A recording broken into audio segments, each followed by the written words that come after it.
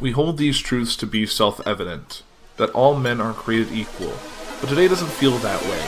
We are divided in more ways than one, and the media and the powers that be all have their own agenda. The people of this great nation no longer care about the truth, they only care about the side they are on.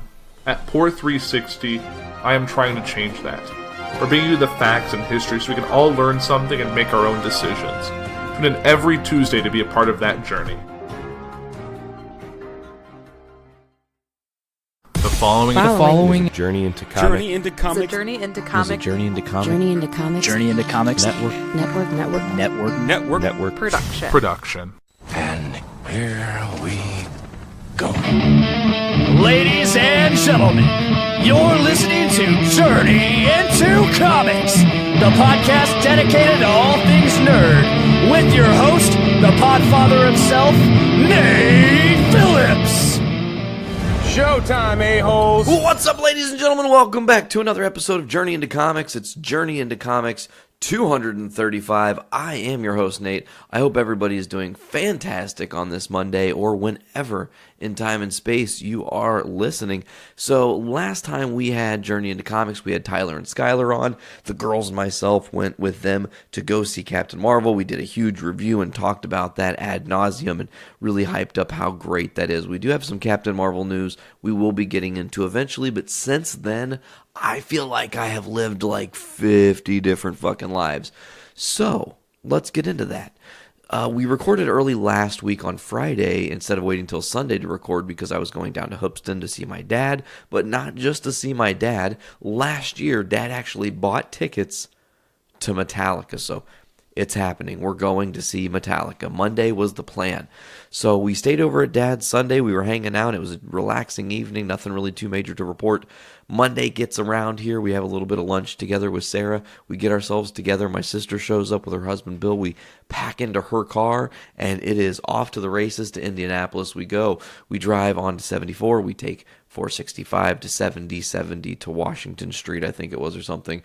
We had a couple mishaps with the driving. Sometimes it gets a little bit confusing. It's just, I don't know. I feel like I'm more like mellow driver in regards to things anymore. Like the way that everybody, like, well, Dad especially drives is really stressful. I'm like, oh my God, just relax for a second. The calmer you are, the easier this whole entire thing will be. So, we drive, we make it to Indianapolis. We park at this open parking lot area. And Dad's like, okay, well, we're here. We should go get some food. And I was like, okay. So I look on the Near Me app. And I cannot, for the life of me, find what the fuck is going on. And I'm like, this is stupid. I just don't know where there's going to be food. And I'm sure there's going to be food inside. But, God, that's hours before they're going to let us in. Like, what the fuck? Like, we need to figure this out ASAP. So, I'm just, like, looking around. And I look at the end of the block. And I see a sign with a cactus on it. And I immediately knew what the logo was, and I was like, oh my God, they have a Qdoba. My family likes Mexican food. They don't really typically get to eat like I don't know, middle end, high end fast food, because it's kind of faster food, but it's just like Chipotle or whatever. So anyways, we go into Qdoba, smash some food. It was pretty good. I mean, it wasn't my favorite Qdoba that I've ever had, but I didn't order my typical way. I kind of went on the, well, you're going to be at a concert, eat light, like that's the best recourse. So we eat, and when we went into Qdoba, there was a huge fucking line for Metallica. And we got out, the line was gone, and I was like, oh my God, they've let people in, we can hurry up and get in, that's going to be great. So we go, and the people are like, no, you got to go, this isn't the line, this is a different line, you got to go down further, there's another line. And we're like, oh my God, the line's going to be forever, this is going to be awful, we're going to be standing out in the cold for, doors are not for another hour. So we start walking, we walk past the buses, we turn and we look where they tell us to look, and there's not a line in every line. There's a very small line, and it actually wraps inside. And I was like, oh, guys, let's go in this line. We'll just fucking jump in this line, and then we'll be inside. We don't have to worry about it. We can stay warm, because it was a little bit chilly. It was a little bit colder than I would have liked it to be, even though it said it was like 45 degrees, and we've been dealing with minus 22 degree weather. For some reason, it was still chilly. I don't understand that. I thought I'd be used to this shit, but I guess not. Fucking 70 degree weather, get here already. So we're inside hanging out, man, waiting. We're laughing, talking about, we're just people watching, man. We're noticing things. Guy trying to cut in line, doesn't work. Guy trying to get into the place and doesn't have a ticket, doesn't work. Like all kinds of things. Guy walks in, no ticket. Does anybody have a ticket for sale? Like, I want to buy a ticket right now. That doesn't work. Like, hysterical. We're standing there. We stood there a good hour, and I had the basket in my hand because you have to take all your shit out of your pockets, put it in the basket, put the basket on this little thing. They take it, and then you fucking just, go through. So I go through. Well, I'm jumping too far ahead. Sorry. So anyways, you have the basket, and I'm holding it, and we're talking, and my sister and dad go, hey, look up, and look like down that other line, because there are 2 lines now that are formed, and they're going out the door. So there's lines going out the door, and a brutal train of our existence. Wow, he wanted y'all to know he was on this show. That was like 6 seconds of fucking horn without stopping. That was crazy. I hope you guys hear that. Anyways, so we're standing in the line. Dad and Sam and Bill say, look up. I look up, and Brando is in one of the other lines that's out the door, and outside, he's standing outside. And we're sitting there, just, again, people watching, and Sam looks and says, hey, look, every guy that's standing over by Brando has the same facial expression. They all did. Every single guy was wearing a hat. Every guy was, like, wearing a leather jacket, metal shirt of some sorts, with kind of like a not really frowny face, but just like a resting dude face, just hanging out. So it was really funny. We were laughing. So we're standing there still waiting for the line to go. And finally at 6:15, so this is 15 minutes after they said doors were going to be, 15 minutes after after they said the doors were going to be, they finally start letting people through the line. So the line starts moving, and as we're starting to move, this other line is merging into a different line, and it's just like, we're just kind of going, we're like cattle, they're herding us in. Go this way, go this way. So we're in the line, and Brando's line is this other line, and by the time we get to where we were going to be like facing forward in the line instead of being curled around inside, we link up perfectly with Brandon. I give Brandon like the handshake, high five, hug type deal thing going on real quick, just quickly, because it's like everything's moving so fast we can't fucking hang around and chit chat and bullshit and catch up. Everybody is trying to get in to the concert now. So we just, we haul ass to get in. We go through the little security thing. I put my basket on the side. They take it. They whoosh it right through. No big deal. I go through, and it's like, and I'm like, oh, fuck, I set the thing off, So they send me back through again. They're like, wait a second, try again. I go through. They're like, or whatever it was. And I'm like, shit. This is not cool. I'm not going to get to see Metallica because something's setting it off. Like, did I sleep and have a fucking metal plate put in my head and I didn't know? Like, what is happening? I'm so confused. So I look, my belt's on, and I'm like, oh, I've got a metal belt buckle. I bet it's the metal belt buckle. The guy's like, it's definitely the metal belt buckle, dude. So I take my belt off. I give it to him. I go through, still nothing. And I'm like really having a legit panic attack at this moment. Like, I'm freaking the fuck out. What is happening? And in my moment of panic, I feel in my pockets, and oh my God, my phone was in the basket, but I grabbed it to text V or Sarah, and in doing so, I just instinctively didn't put it back in the basket. I put it back in my pocket right when we were in the line. So the fucking thing goes off, and I'm panicking, and then I figure it out, and then immediately I go through, and they're like, okay, it's cool. Of course, it was the phone. So Dad's like, God, you are my son, of course, whatever. So then we have to go to another secondary set of lines. And we go through the secondary set of lines. Beep, beep, beep, beep. And they just scan your ticket. And we get the ticket scan. We go up. My dad and my sister are like, man, we need some fucking water. We need something to drink. Like, let's do it. So we go and we get $5 bottles of water. That's real. That was fucking ridiculous. $5 for a bottle of water. Little sized bottles of water too, like the one I'm drinking right now that's only 16.9 fluid ounces. For $5, better fucking clean my fucking whole entire insides, you know what I'm saying? So we are in there, we're in that line, and we are noticing that the merch line is already outlandish. I mean, there are just too many fucking people. It looks like it's going to take forever. We are super anxious to sit down just to get in and see the place and to be there. Once you're like in your seat, I feel like when you're locked into a concert is when you hit your seat and you know, like, okay, now I'm ready for the show. Now I'm ready for the ride. Now I can go and, like, if I choose to go spend 30 minutes in concessions, I know where I'm going. I'm not like confused or lost or trying to find my way. So I'm just like, okay, whatever, we're going to do this, we're just going to have to fucking do this. So we go, and I asked somebody, I'm like, how would you get to section 115? And they're like, okay, where we are now is nowhere close to where you want to be. You're going to go the opposite direction you've been walking, the other way. Go the other way.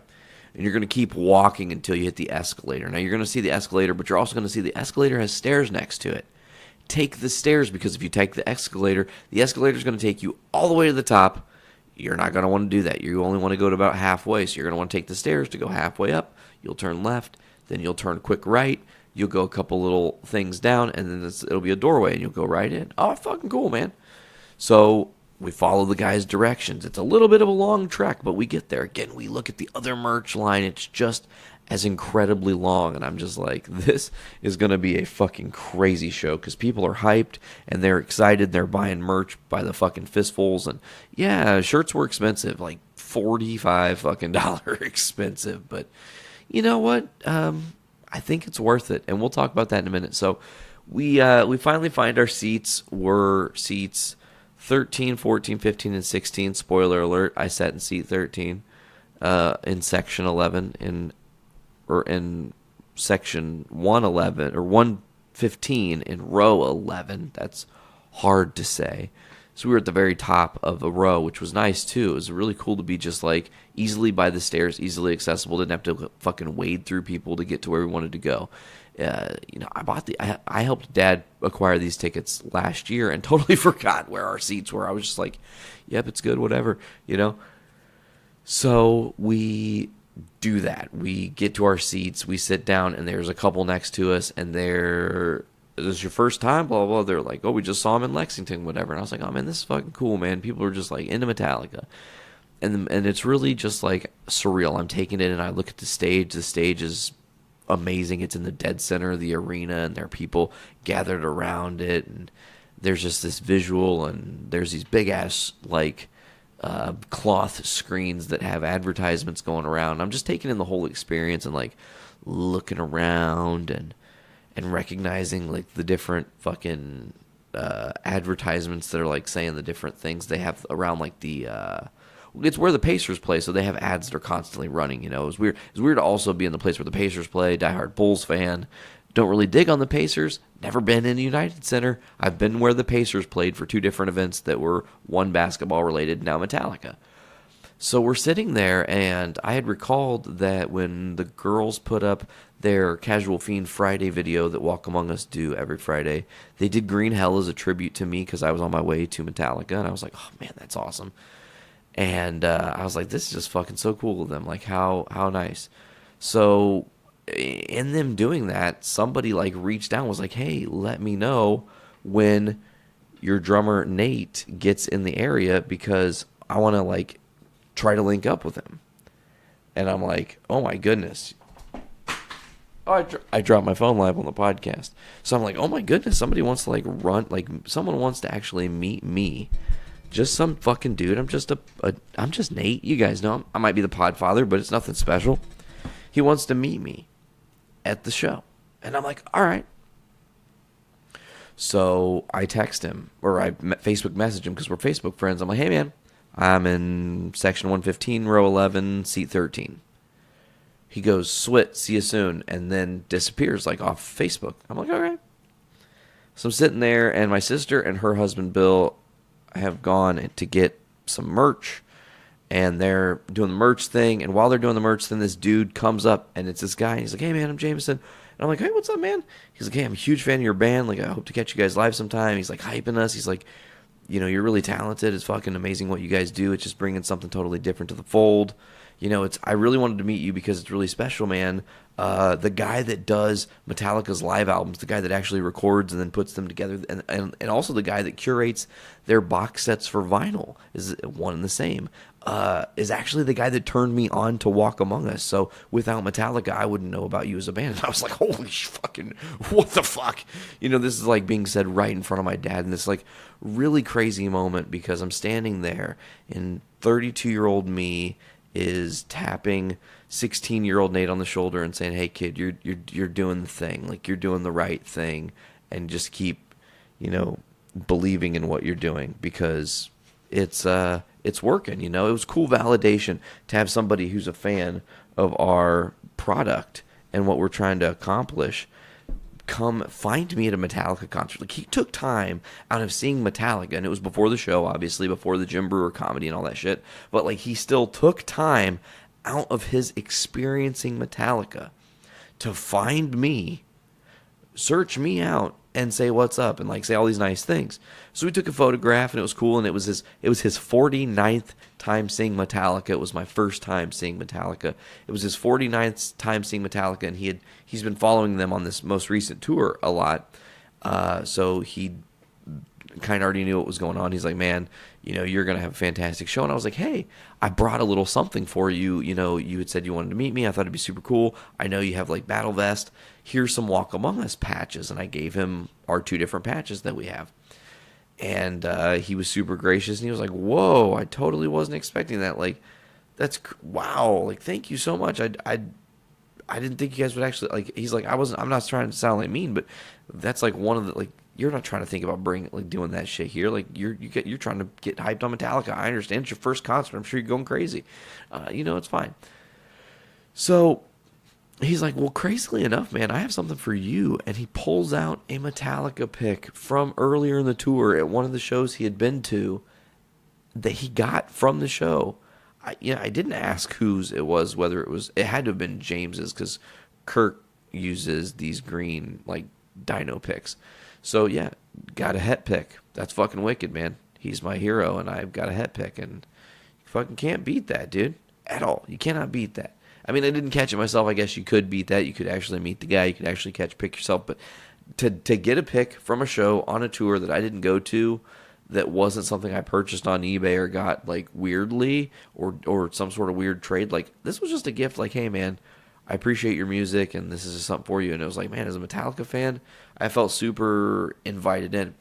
So now it's time to get started. The DJ does some shit. As soon as Jameson goes to dip, the DJ starts. Dad and I are like, fuck it, let's go get some merch ourselves. My sister and Bill have come back. Dad and I go to fucking get the merch. Boop, boop, boop. We go to the merch table, and Dad picks out his shirt. I pick out my shirt, which was opposite of the shirt that I was going to pick. I just last second went, "No, I want the Viking." So I get this Viking shirt. It doesn't have any dates on it or tour information or anything. I know I went there March 11th of 2019. I experienced it. It was fucking incredible. It was in Indianapolis. Indianapolis is not my hometown, though. And so I didn't want to, like, necessarily have, like, they had one that was, like, the indie specific shirt. And I thought, it's cool and all, but it's not me. That would be disingenuous to who I am as a person. I want to have something that I really fucking dig and can be proud of and be like, "I bought this fucking shirt when I saw Metallica, baby." So I got the Viking. I thought it was fucking badass. So we go and we sit back down. This is like 5 minutes before Jim Breuer is going to come on and do comedy. And we sit down, and I'm like, "What shirt did you guys get?" And it's the same shirt as Dad. It's the same shirt as Dad. It's the same shirt as Dad. All 3 of them have the same shirt. I asked Brando in a text, "What shirt did you get?" It's the same shirt that Dad and Sam and Bill got. I'm the only person of the people that I knew that were there, and I don't know if Jameson bought a shirt or not, but of the people that I knew for sure that were there that were intending to spend money on shirts and shit, I was the only one that got that fucking Viking shirt and didn't get the Worldwide tour shirt that everyone else had with the scary guy crushing the arena. So Jim Breuer goes on, and it's okay. It's pretty fun. It was more of an experience. It was less of him trying to do a full, like, stand-up thing. Some of it was a little bit comedic, and he was talking about some things and doing some impressions of musicians and whatnot, and did a little bit of Ozzy and what have you.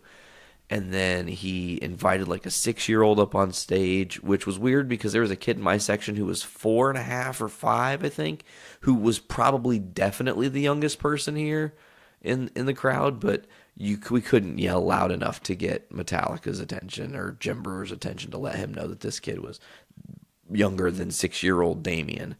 Damien, though, fucking wicked name. So Prince Damien, Metal Prince. It was cool. And then like he searched out the oldest dude in the crowd, and then it's 82-year-old dude.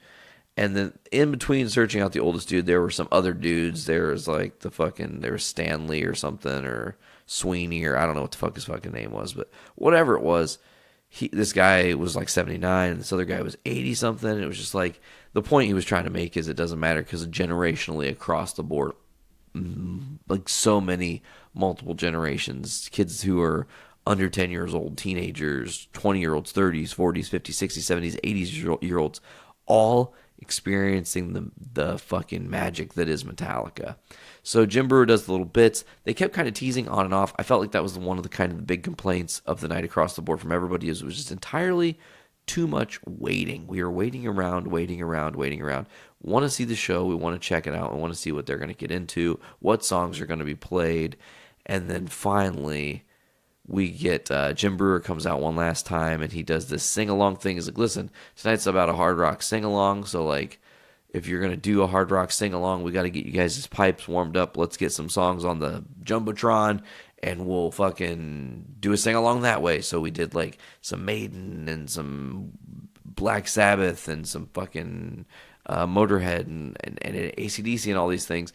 And then once that was done, he's like, the next time you guys see me, it's go time. Like it's happening. I'm going to introduce the band, and it's happening. So he comes back one last time. He introduces the band. A Long Way to Top, If You Want to Rock and Roll by AC/DC plays. Then The Ecstasy of Gold starts, and the footage from The Good, the Bad, and the Ugly. And then we get into the Hardwired to Self-Destruct, Hardwired riff. And it's just like you're there, and it's a pre-taped thing, and the band's not out yet, and then you start to see the band come out to the stage, and it's like this like wicked moment, and then like Lars hits the snare and they fucking pop off, and they're playing Hardwired and they kill the song.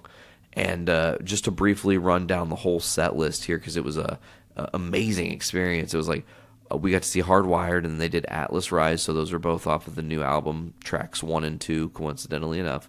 Then they went to the very first album and did Seek and Destroy, and got the crowd just singing along and going crazy and all about it and having fun, and the energy was electric. It was fucking tangible. You could feel it. And it's funny that I said that the energy was electric, because the very next song after Seek and Destroy was Ride the Lightning, and that was amazing to see. And there's a little bit of history in here, because in 1985 Metallica played in Indianapolis for the very first time at Sheffield's fucking country club or some shit, and they were on the Ride the Lightning tour.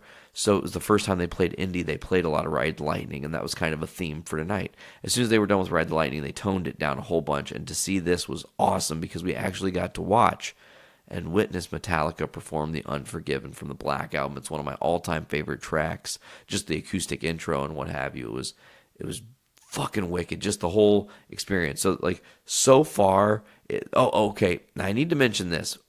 Let's go back to Atlas Rise. That was track 2 real quick, because during Atlas Rise we get to learn something new about this the stage show. So while you're looking down and you see the actual stage itself is in the middle of the thing, you've not realized that they've taken the giant cloth jumbotron-y things away, and they're actually cubes in front of us. They can go up and down and are like 3 foot by 3 foot by 3 foot cubes, 3 foot tall by 3 foot wide by 3 foot deep cubes that are all LED screens that do different shit throughout the show, and they like reflect the song, and then they in themselves become an additional part of the experience, because they're telling the story that the Metallica is trying to convey, the imagery that they're trying to convey while they're doing the song. So during Atlas, it was cool because all the cubes turned into old school looking televisions, multiple different kinds of televisions, and you were watching the Metallica concert on the TV in black and white on the cubes while watching Metallica in front of you it was fucking super meta and wicked.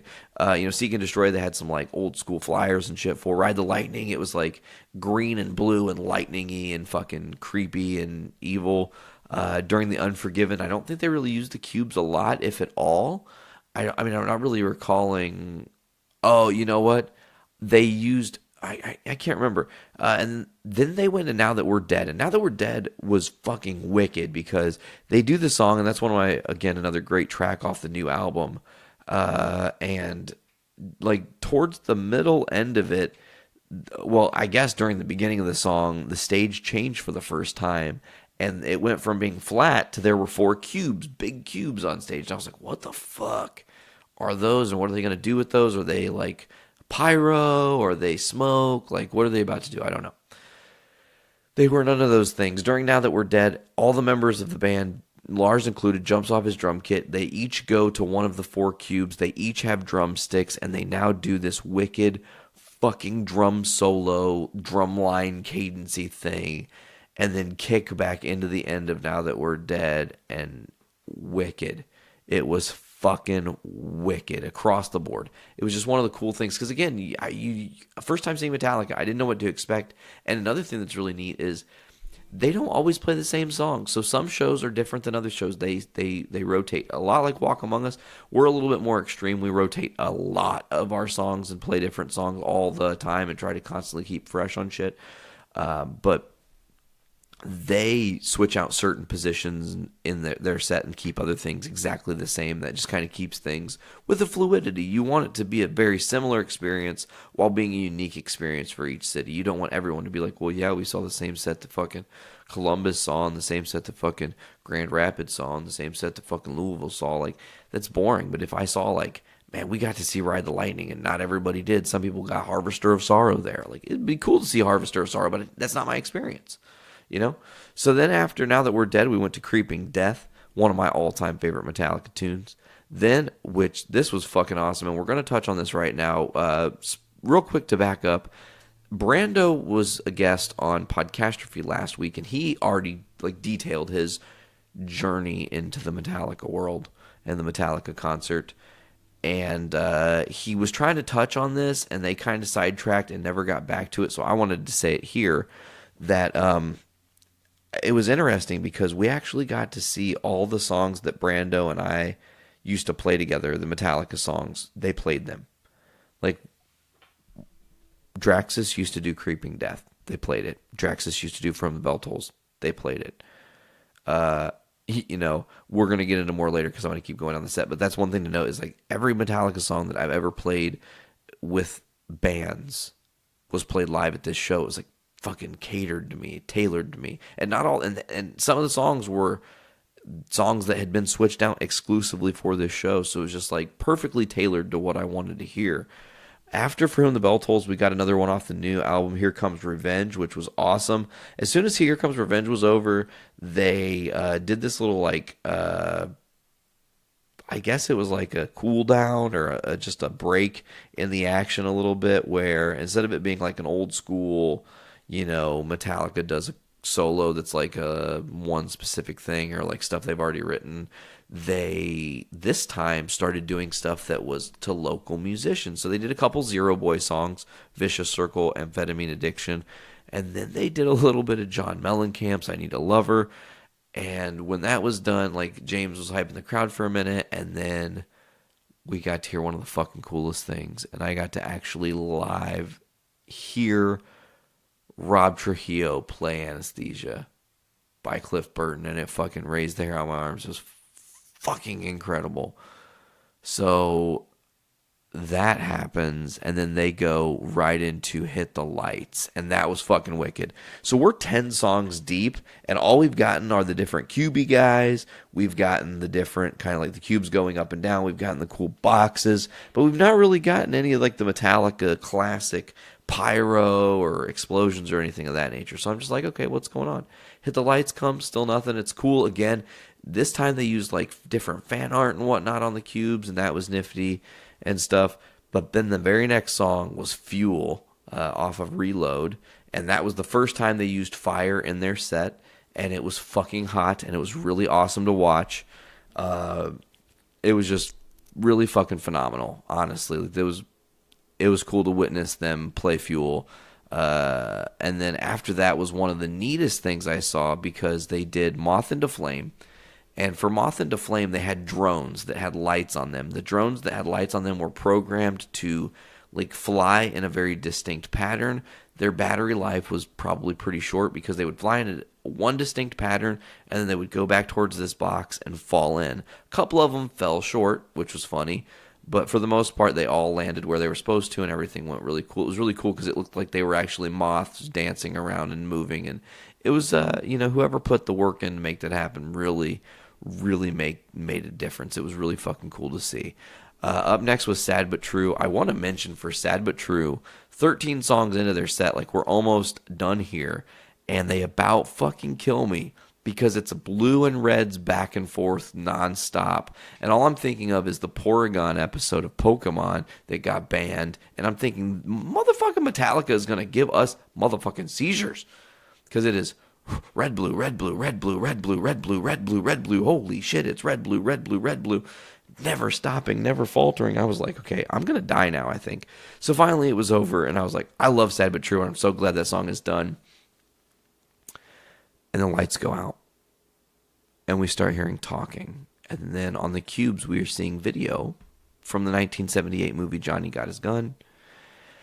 And it's teasing one, and then finally we hear the boom explosion, and they start playing the song, and it's fucking hair raises on my arms. Wicked moment. Just loved it. It was so cool being there for all these songs. The songs they picked were just spectacular. Then they closed their regular set with Master of Puppets, and the crowd was fucking... I mean, we took like two verses, or a verse and a chorus or something, where James did not sing at all. It was the crowd singing, the whole time as loud as we could, and just fucking making noise, man. It was amazing. It was amazing to experience that with my dad. So during all this, I'm noticing, though, that while I'm having a great time, my dad's having a fantastic time. My sister has been sitting down and standing up a lot. She's been going and leaving the actual area where the concert's happening for a few minutes, because she's getting and taking a migraine. She's got a migraine. And she doesn't get them like I do. For her, migraines are few and far between, but they're something that, again, I don't joke about. It's not something that's funny to me.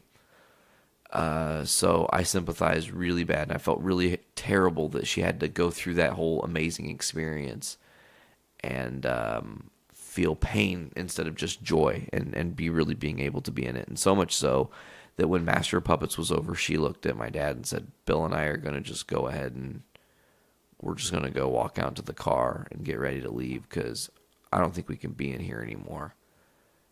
And so they left, and Metallica comes back out, and they start their encore with Fight Fire with Fire. So at this point, they have now done 4 songs off of Ride the Lightning. That's half the album. They've also done Master of Puppets, For Whom the Bell Tolls, and Creeping Death, all songs that at one point in time I have covered live with my old band Draxus. After Fight Fire with Fire, we got an amazing Nothing Else Matters, which was super, just, it was fucking badass. It really was, to just have the whole crowd into that song and experiencing it. It really gets you. You really feel it. And then they closed the night. Their official closing song was Sandman, which Fight Fire with Fire had some more fire pyro. Nothing Else Matter had some weird cube art happening with lines and shit. Enter Sandman had a lot of crazy pyro, and it had like actual firework type stuff in it. It was really cool. It was wicked. It was fucking incredible. It was also awesome because the people who attended that concert set a new attendance record for the venue of 18,274. So almost 20,000 people crammed into Bankers Life Fieldhouse in Indianapolis, Indiana for the Metallica set. And then we were done with the show. Dad and I walked to the car, we're talking, we're happy, we're fucking hyped on it. Midway through the set, I think it was like right after For Whom the Bell Tolls, Dad nudged me and he goes, hey, we're getting the fucking band back together. And I was like, we can't do that. Like we could do that, but we can't do that. He's officially at the point where it would fuck him up to try to keep drumming like that on that level. First Drink Break brought to you by Pour 360. You guys will check that out tomorrow right here on the Journey into Comics Network. Let's have one more drink here for Pour 360 every Tuesday right here on Journey into Comics Network. JourneyIntoComics.com.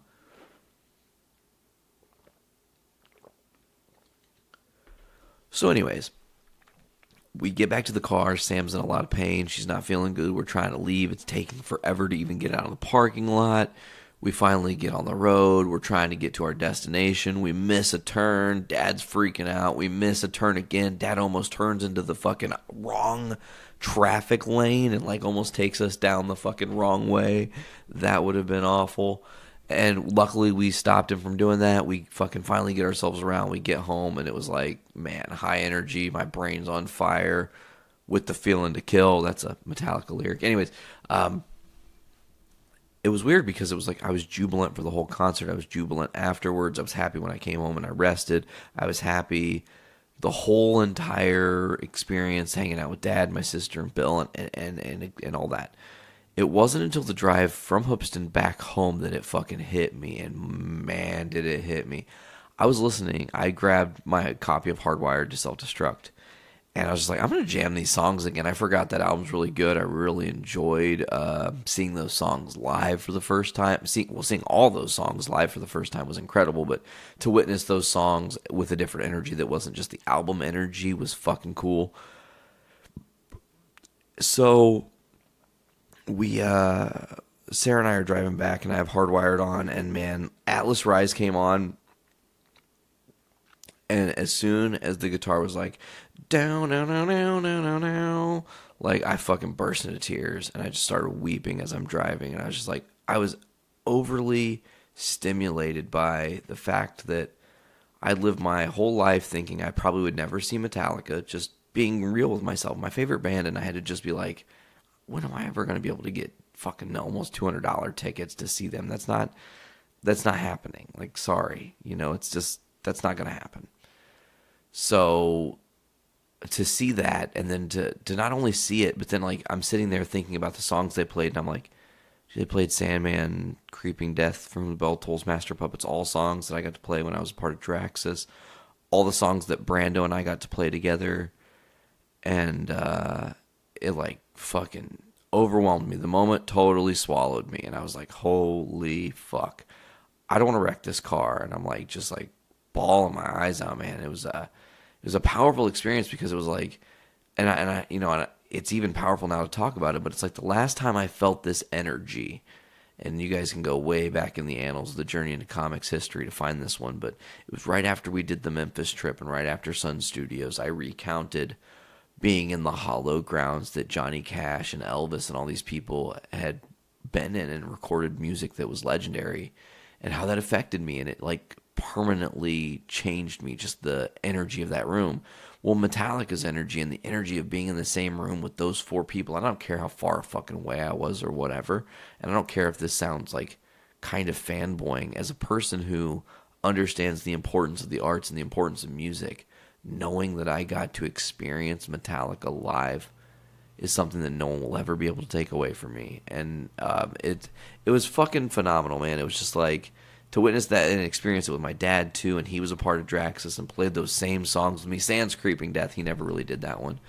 But I just you don't get shots like that often. So to get that opportunity was really fucking cool.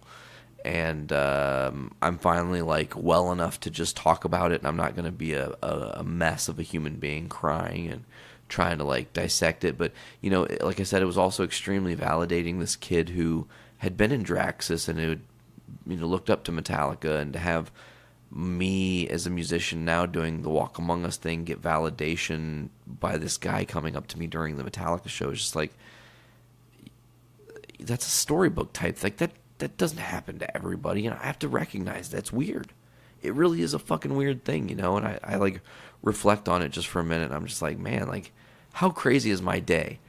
I literally merged with Brandon before going into the fucking craziness that was the actual show. So I got to see my buddy Brando, the guy who I played all these songs with, and the guy who got me into Metallica, for fuck's sake. Then I get to see the concert with my dad. This dude comes up and says hey to me. And to know that Brando, my dad, and myself, who all played in that band together, playing those songs together, we're in that moment together. Dude, fuck that. There's nothing, no one can take that away. And I'm really looking forward to seeing Metallica again, because spoiler alert, we're going again. We don't know when, But next time they are around, it's happening. There's no ifs, ands, or buts about it. It's happening. We're going to see Metallica. And I'm really looking forward to it. Now, that was just Monday, you guys. We still have a whole other day. This is going to be a long fucking episode. Like, hunker down, folks, because this one, you're going to get your news. Don't worry. It's worth it because the fucking comic book news we have this week is internet break worthy. And you guys will get it when we get it. So, we complete the Metallica show. The week carries on. We get to Friday, and it's time. We're going back to Indianapolis to play punk rock night at the Melody Inn. Go down a little early, go over to our buddy Sai's house, have some delicious food with his band and ourselves. We break bread together before shows when we perform, and sometimes when we don't always all perform on the same show. Sai still invites us over because he fucking loves us, and we break bread together, and it's great. And we got to hang out with his new bandmates, and they're great. And it's like, okay, well, it's time to go to the Mel. So we go to the Mel. Boom. Who's at the Mel? My buddy Juhas. You guys are going to hear Juhas guest on this Wednesday's episode of Foodies Watching Movies. It's a banger. It's a long one, too. This is a long week. Lots of content to take in. So we, and some of this I'm not retelling all. Like, I'm not going to retell the food-based parts of this story because it doesn't matter.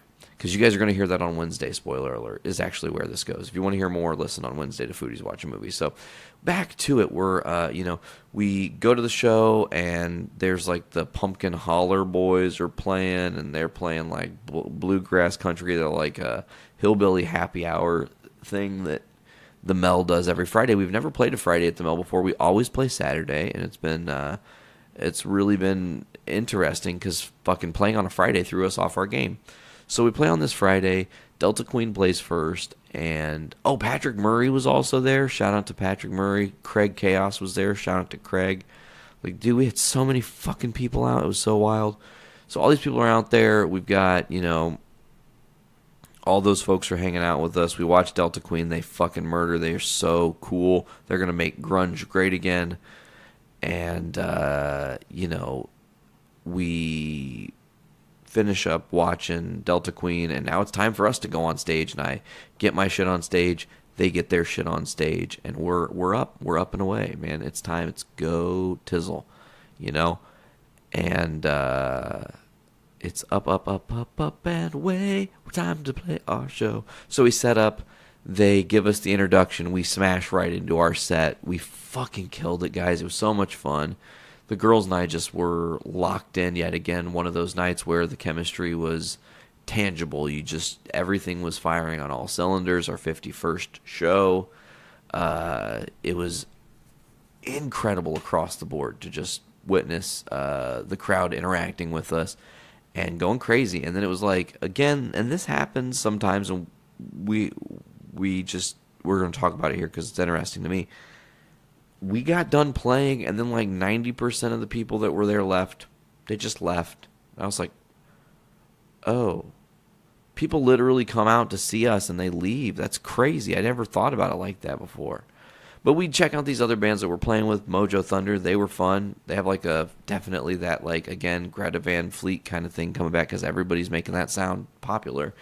But they had some originality and style to them that definitely will carry them places if they can keep habits away from ruining their band. That's just a prediction. That's not like I know anything about them. Those kind of musicians, I'm always thinking they're trying to expand their brains, do lots of acid. Anyways, I don't know why I said that. It was just funny to me. But so we played that. Mojo Thunder plays. Then Black Cat Rebellion plays. It was interesting to play with Black Cat Rebellion again. They played with us at our first show at the Mel, but they left immediately after their set because they had another show they booked. They decided to book 2 shows that night. It's really cool after the show to have our peers, the people we share the stage with, come up and hype us and say all these like really nice things. And they're like, you guys are the fucking real deal. Like, that was crazy. I didn't know what to expect and whatnot. And people come up and say, like, I brought my daughter out to see you guys, and she's like blushing and getting all nervous. And I'm like, we're just people, man. Just talk to us. Like, it's not a big deal. How's it going? Did you enjoy the set? What's your favorite song? Like, you like comic books or some shit? Like, that's all you have to do. Like, just be chill. Act like you fit in everywhere and act like you can talk to anybody because everybody's just people. Like, that's the biggest tip I can give the world. Everybody's just people, even if they're an A-list celebo. So we got done with the show. We had to drive back home. We ate at IHOP. You guys will get that story. We had to drive home. We didn't get home till 6 in the morning. Had some fun adventures with Juhas the past couple days. He left, and I was like, fuck, man, it's time to record podcast. Got to get this shit out. I've been brewing on what this podcast was going to be because, man, there's so much news. And you guys are like, oh, my God, we're 45 minutes in. We're finally going to get some fucking news. I hope it's good news. It's really good news. Like this week, it was just like banger after banger after banger. It's all big Marvel and Disney news, and there's not a lot of DC news. There's a couple things like if we're doing a quick fire reporting here. Quick fire. I just want to mention Shazam is on track to make $50 million opening weekend at the box office. Seems like it's going to do pretty well for itself. We'll see if those numbers hold. If they go higher, if they end up lower, unsure. We're going to talk a little bit about this too. It is possible that Rotten Tomatoes will be changing their format soon. I did not read this specific article, but I did see this headline stating that they are probably going to go to a place now where you can't review a movie unless you have a movie ticket, which I fucking love that. If you don't have a movie ticket, you shouldn't say shit about the movie. That'll keep people from trolling. You gonna pay money to fucking review the movie? Nope. Then you're not gonna fucking review the movie because you're not gonna go see it. And that's, guess what? At least that says, hey, you have to go and actually see it to give your honest opinion or waste money and just give the studio money. So it's a win-win. I love it. I think it's going to make for more pure... We'll see. But let's get into Captain Marvel because Captain Marvel's box office, the box office dropped to just 55% in its second weekend. It looks to break it made $65 million this weekend. Domestically, and looks to cross the 1 billion mark. Obviously, it's gonna, it's 69, not 65. It hauled in 65 million domestically in the second week. Also, the number of 55% dropping from the audience in the first week to the second week is the second or third, fourth or fifth lowest. It's somewhere in there. I mean, the drops. Essentially, the way it is people are gonna rush to see the movie the first week. And then you're going to see how much of that is sustained. And as you saw they made a fuck ton of money. I don't remember how much they made that first week. But they're going to kill it, man. And they're doing really well for themselves. Congrats to Captain Marvel for killing it. The more I think about and ruminate about that movie, I just want to say, like, maybe I should restate this, that I actually think it might be a little bit closer to a 9 now that I've sat and really thought about it and what the future for Marvel means now that they're doing this. I know one thing that the future of Marvel means, folks, and I'm going to make sure to be ahead of the game here. Look at me, I remembered. So they, Captain Marvel doing really good. That's brilliant. As we said, we talked about that after credit sequence. If you haven't seen it yet, it's killer. You kind of got a little bit of tease that, though, because we also this week received an Avengers Endgame trailer too. I kind of felt like that was going to be the case. We had said there was some shareholder footage. This is not the same footage. They showed some different stuff. So we're going to play it right now and break it down scene by scene. Here we go. First and foremost, it's the scene where it's all the exploded armor from Iron Man 1 and he's in the desert. God, seems like 1,000 years ago. Taking his helmet I off. fought my way First out of that movie. cave. Became Iron Man. Now they immediately switch back to that first shot. We see the old Iron Man helmet, the nano helmet that's like half melted or whatever, that's on the Benatar, that's projecting something, or that's maybe taking footage of Tony as he's sitting there talking. Realized that. Proof that Tony Stark has a heart from Pepper. One thing to note, all the old scenes that they use, because this has got some old footage from the MCU history, they are using stuff from Iron Man 1 here, Thor 1, Captain America, the first Avenger. They're trying to kind of hammer that home, that they're going back to the beginning. But one thing to note is all the callback scenes are in black, white, and red, and that's interesting to note, which we'll get into here in a minute. I loved you. I know I said no more It's a shot of the Benatar floating in space. Tony is at the helm of the Benatar.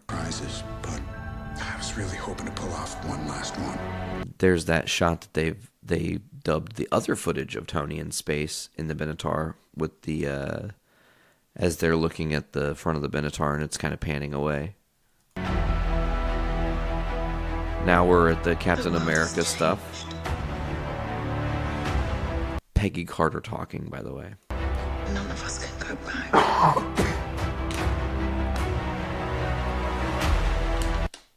Hawkeye with his daughter, and she is shooting a bow and arrow, and that's pretty evident of maybe, I feel like this is going to be the scene where she's shooting the bow and arrow, and as he's going to like tell her how great of a job she did at getting a bullseye, he looks back and she's fucking dusted, or she's being dusted. But they're on the farm. I don't know if anybody's actually noticed this yet, but his wife is in the background. Looks like there's a picnic. There are two boys in the far back that are playing a sport of some kind, or there are children over there doing something. Maybe this is at a park, but I think this is at the Barton farm. All we can do is our best. And some Now it's Ronin turning around. We've already seen this shot. that we can do is to start over. Sometimes the best we can do is to start over. That's a definite clue. Are we going to have a hard reset on the MCU? How are they going to do this? Black Widow and now Ronin, I guess, instead of calling him Hawkeye, joining hands together. Peggy Carter's funeral with Cap crying. It's loud. Now it's scenes from Thor, Anthony Hopkins, or Odin grabbing Thor by the shoulder and, giving him the speech. It's Thor. It's Anthony Mackie and Black Panther being dusted. I saw all these people die. Thor watching all the different people be dusted. I keep telling everybody they should move on. Cap touching the ground. Some do. Now it's Natasha and so check it out. It's Natasha talking to Steve. Then there's a shot of Bruce. I don't think those all three are combined. I think those are three separate shots. Now you've got missing Tony P. Henderson signs and a Scott Lang looking mighty confused at what's going on. Lots of people have gone missing, it seems. Even if there's a small chance. New Quinjet flying down. I think that, let me say this. This is the Quinjet flying into what looks like New York City. I believe that this shot we are seeing here is the Avengers in 2012 New York City. I do not believe this is modern New York City or after Snap New York City. I believe this predates that, and this is footage we are going to see deep into the mission of this story, maybe near the final battle with the new Quinjet.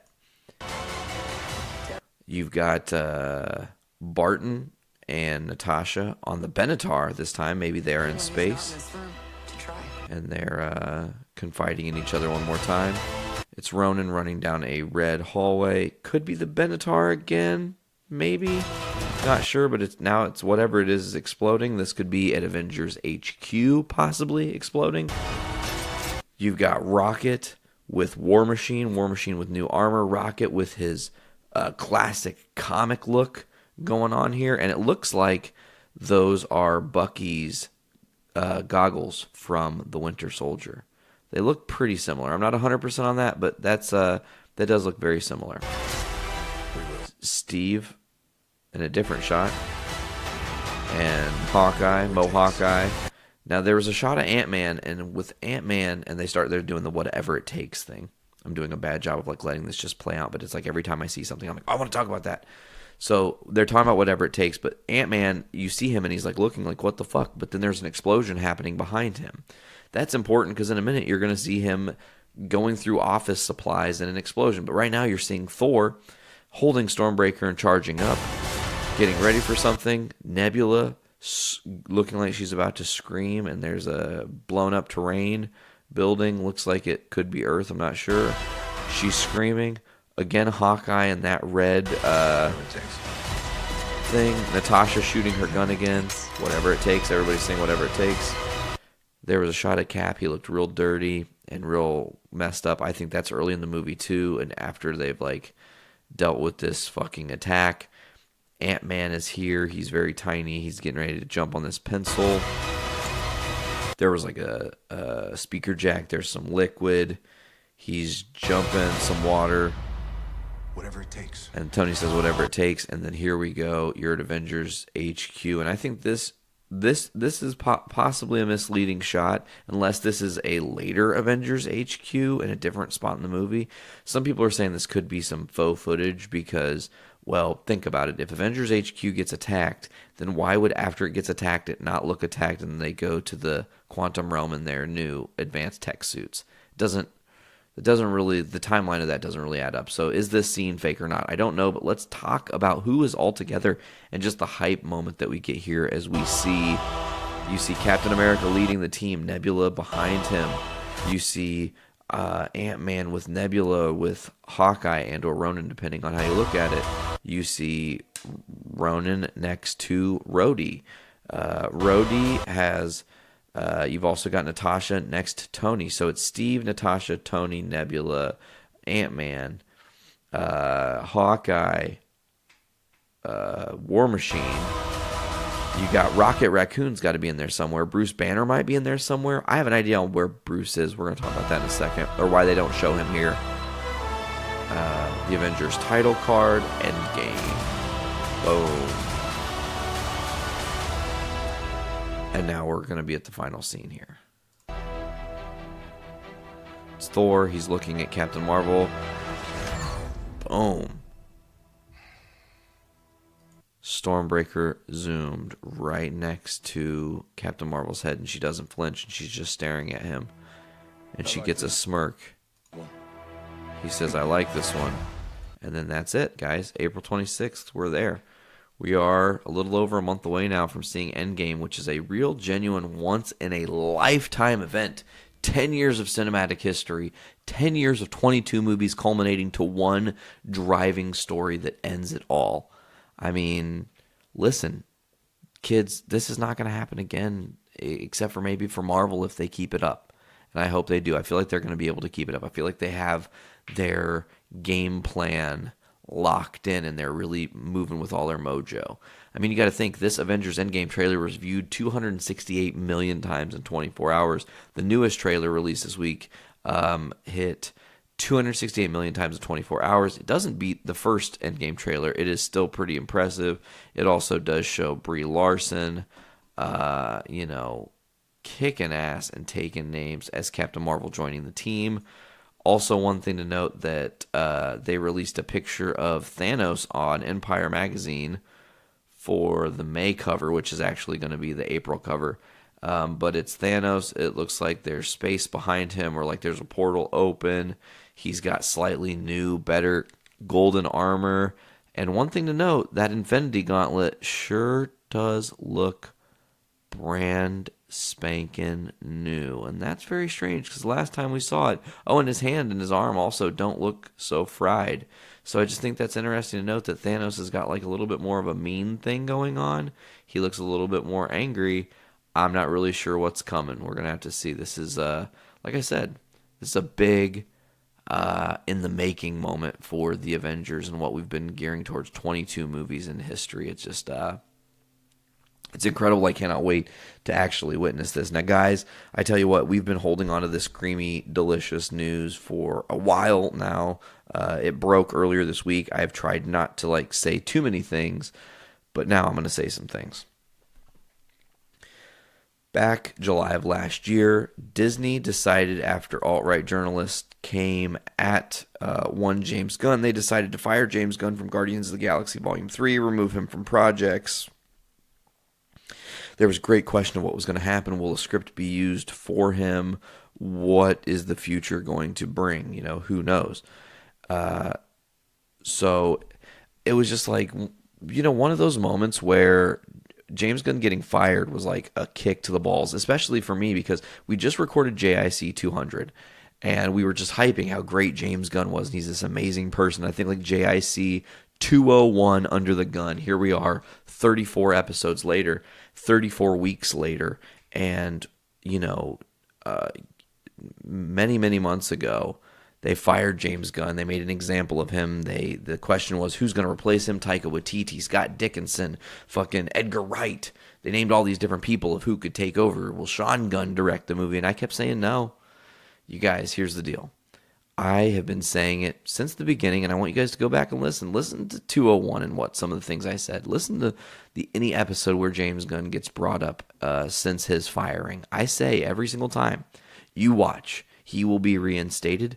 His reinstatement will be happening closer to the end of the Fox Disney deal, and his reinstatement will ensure that he does return for Guardians 3 and possibly can continue working with Marvel beyond Guardians 3, right?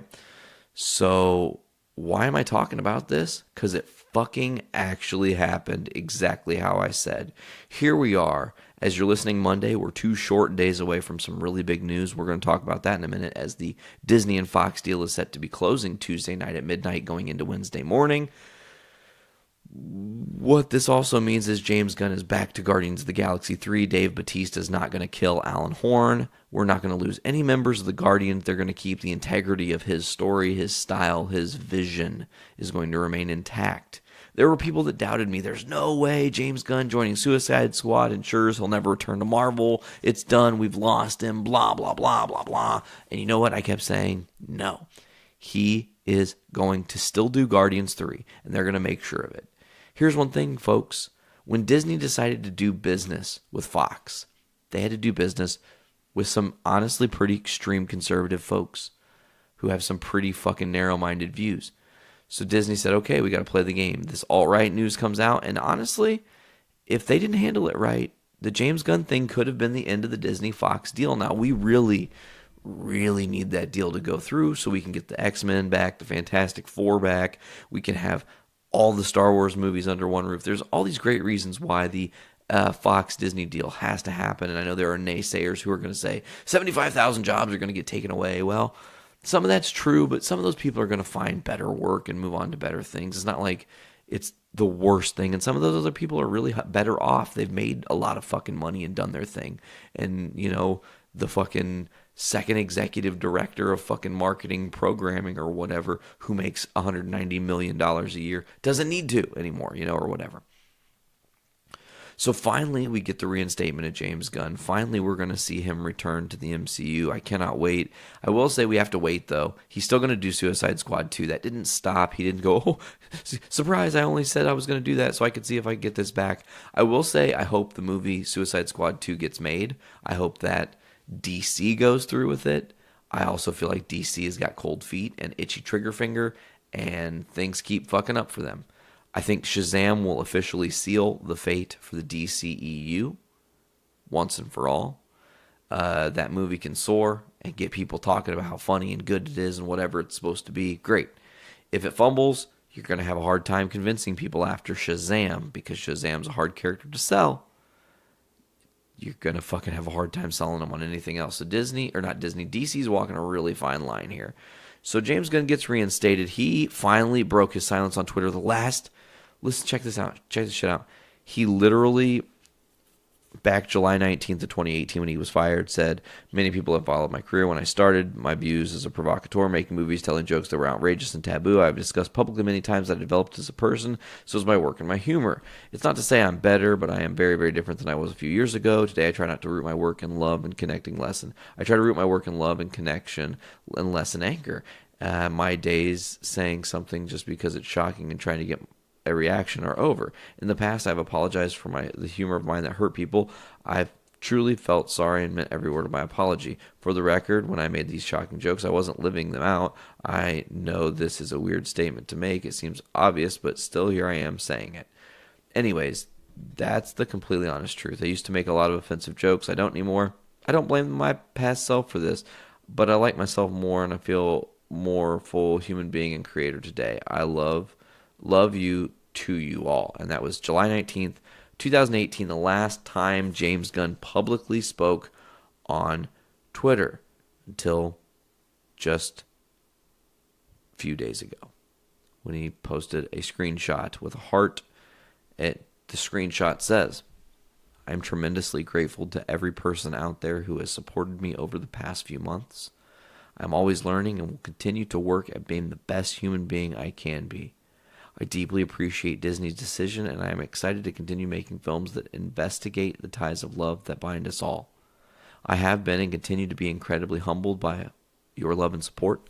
From the bottom of my heart, thank you. Love to you all. So James Gunn, man, killing it. And he's not the only one that's excited, man. People have some stuff to say. Let's get into it. Who had some stuff to say? Obviously, the stars and different directors are hyped that he's returned. We haven't yet got the official Guardians statement. They all have not came out and said how they feel that their director has returned. But I feel like it's coming. It's coming real soon.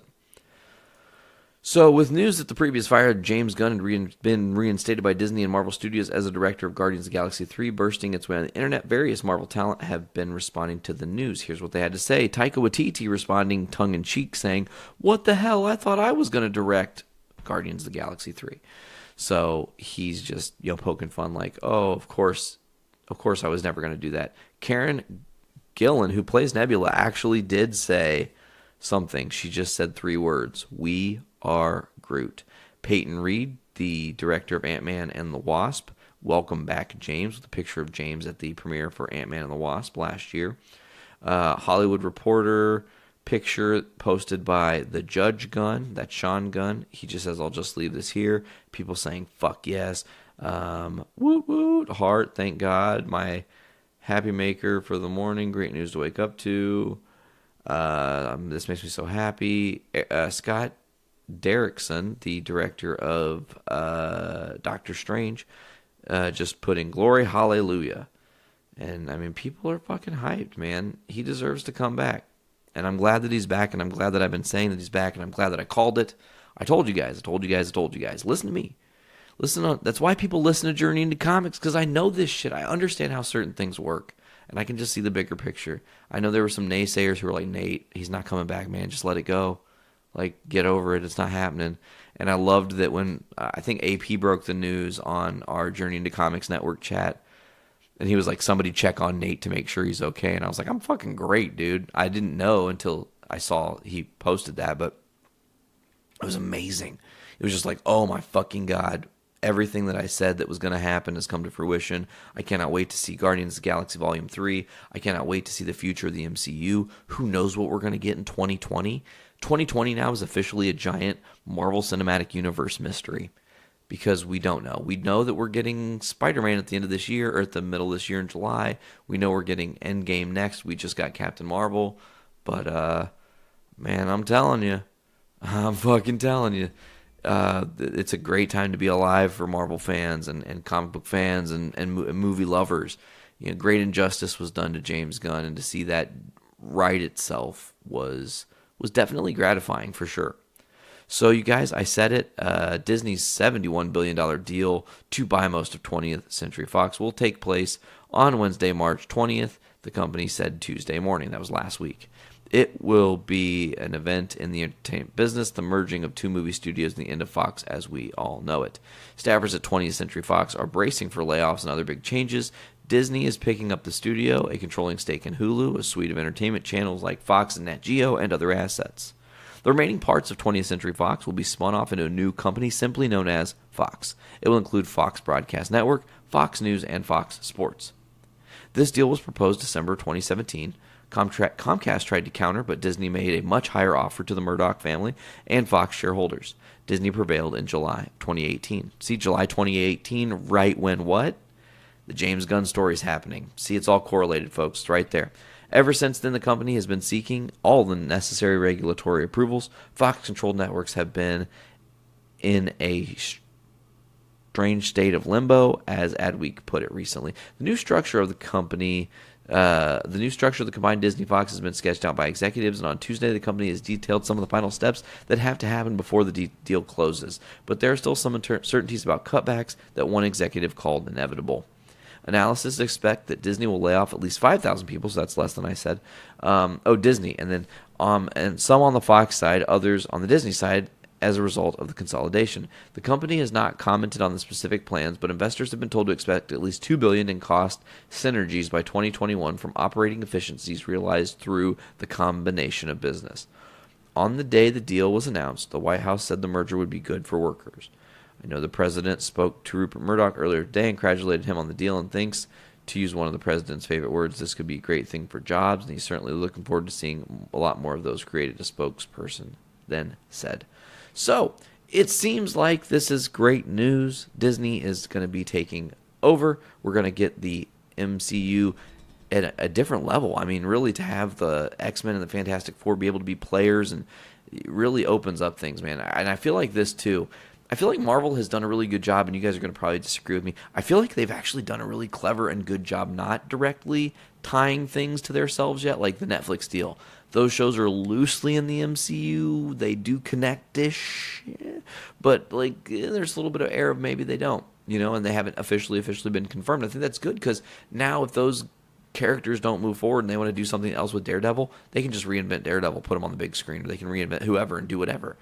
And I think that's, again, Inhumans is another great example of that. So one more thing about the Fox-Disney deal. Fox shareholders are going to have to make a decision. They've made the decision. Nearly 52% of the shareholders in 21st Century Fox, the entity that is about to be acquired by Disney, have expressed a preference to receive cash in exchange for their shares after the Fox-Disney deal closes early Wednesday. 37% of shareholders said they would prefer shares in New Disney, as the Foxified company is called in official paperwork, while about 12% indicated no preference. The tallies were reported yesterday. After yesterday's deadline for shareholders to submit their choices, the company said earlier this week that the long-awaited $71.3 billion combination will become official 12:02 a.m. Eastern Time on Wednesday. So that would be 11:02 here. So Tuesday night at 11 o'clock, it's going to be official. Under the merger agreement, Fox stockholders may elect to receive $38 per share in exchange for either cash or shares of New Disney, which include 2/3 of 21st Century Fox being acquired, mainly TV and film division. Man, it is bumping in this world. It's crazy. We're getting all this. It's really cool to see how things have kind of come together. We're seeing the end of a lot of things, the rebirth, the recreation, the coming together of things. I feel like things are mending. People who have been away from people, friends and people I know have been reconnecting. I feel like there's just honestly, I feel like there's something big on the horizon that's going to bring us all together. And I don't know what that is, and I hope it's a good thing and not a bad thing. But maybe it's Endgame. Who knows? But I feel like we as a society are crying out to all be more together and synergetic. I don't want to go to the grocery store and feel gross that there's a guy in front of me wearing a Trump shirt and thinking about what he must think about me and my lifestyle and me as a person, And just man, he fucking judges me hard and doesn't even realize he judges me hard. And then having to just not can't even look people in the eye anymore because you're just I don't want to offend somebody. Fucking just look down at my fucking phone. That's what we'll do. We'll just get distracted deeper and deeper and deeper into our telephones. I think we are all set, folks. I don't think I have any more news. You know what we'll do? I always like to do this just as a backup. We'll refresh one last time, see if any late-breaking comic book news has come down the pike. And let's see. It looks like there's nothing, guys. Nothing major. Nah. Nothing major. I will say that I need to, at some point, catch up on The Walking Dead, you guys. I know that a lot of shit's been happening. I want to compare the comics to the books, and I have one comic or two comics to read and review on here. That'll definitely be for next week, I promise. We're going to get back to that. Next time you guys hear us, the next episode of JIC 236, will be live from LaffyCon, or not LaffyCon, damn it, I'm so used to that. It will be live from Fun for Funds, a Journey into Comics Network event. You guys can check that out. We're having it March 23rd in Lafayette, Indiana. If you can make it, it'll be a great time. Podcasts, we encourage you to come by 4:30 to be a part of the podcasts. Or 4 o'clock, we want to have everybody interacting with the shows. Maybe a live Brews taste test. Brews with Dudes 75, live from North End Pub. You've got Dungeons with Dudes episode going to be recorded live.